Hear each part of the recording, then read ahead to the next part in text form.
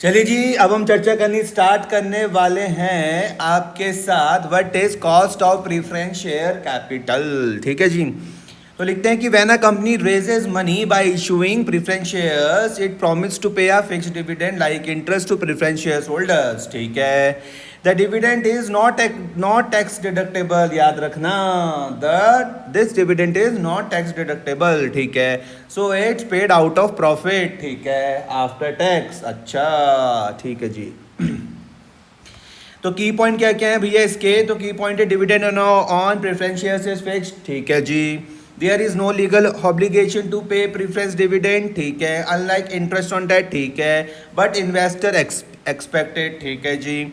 It is not free of cost. ठीक है, cost is the expected dividend. ठीक है, tax is not adjusted here as dividend is paid from profit after tax. ठीक है, preference shares can be irredeemable और redeemable. ठीक है, irredeemable कौन से? No maturity date. ठीक है, रिडीमेबल कौन से? Redeemed after a specific time. ठीक है जी। एग्जाम्पल देख लेते हैं कि let's say company A B C issues 1000 preference shares of 100 each. ठीक है, डिविडेंड का रेट 10% है, ये भी ठीक है। फ्लोटेशन कॉस्ट है 5 पर शेयर। ठीक है, तो नेट प्रोसीड क्या आ जाएगी? 100 में से हमने 5 को माइनस किया, 95 हमारी नेट प्रोसीड हो गई। ठीक है, एनुअल डिविडेंड 10% था तो 100 का हमने 10% निकाल दिया तो 10 आ गया। ठीक है, then K P is equal to D upon N P multiply by 100। D क्या था? डिविडेंड जो क्या था 10 था, एन पी क्या था? Net profit multiply by 100 is equal to 10.53%। ठीक है, this means the cost of issuing preference shares is 10.53%। ठीक है, which is higher than 10% because of the flotation cost. अच्छा, अगर भैया फ्लोटेशन कॉस्ट लगेगी तो कॉस्ट हमारी बढ़ जाएगी। ओके, क्योंकि नेट प्रॉफिट कम हो रहा है। ठीक है, फॉर्मूला देख लेते हैं। Formula for irredeemable preference shares का क्या है? K P is equal to D upon N P multiply by 100। ठीक है, वियर के पी का मतलब है cost of preference share capital.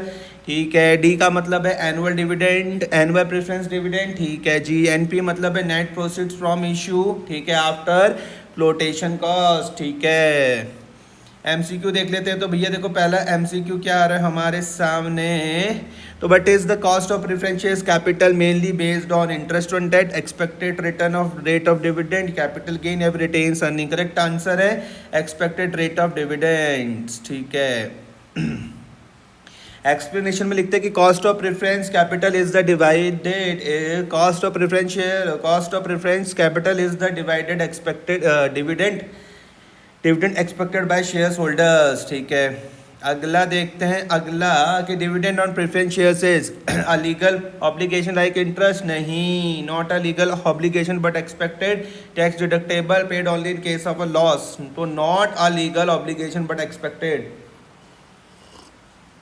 B इसका सही आंसर होगा भैया, बी बी बी। ठीक है, unlike that dividend on preference shares is not legally required. ठीक है, अगला क्वेश्चन है हमारी स्क्रीन पर। तो if a company issues 100 preference shares with 12% dividend and flotation cost 4 per share, तो find the cost of preference capital.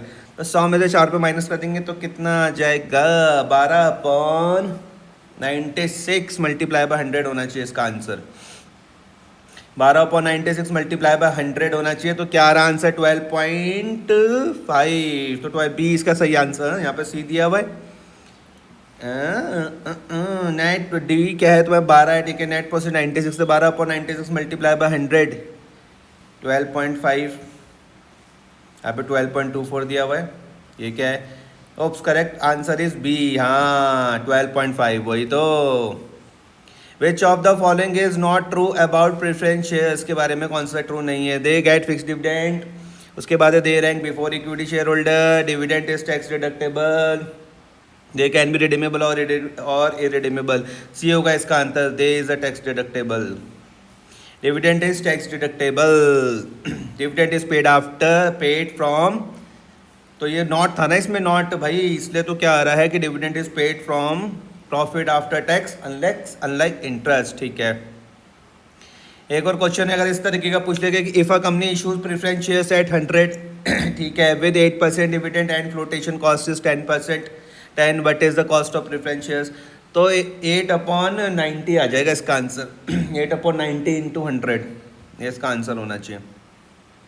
8/90 into upon 100 तो 8.89 इसका करेक्ट आंसर होगा बी।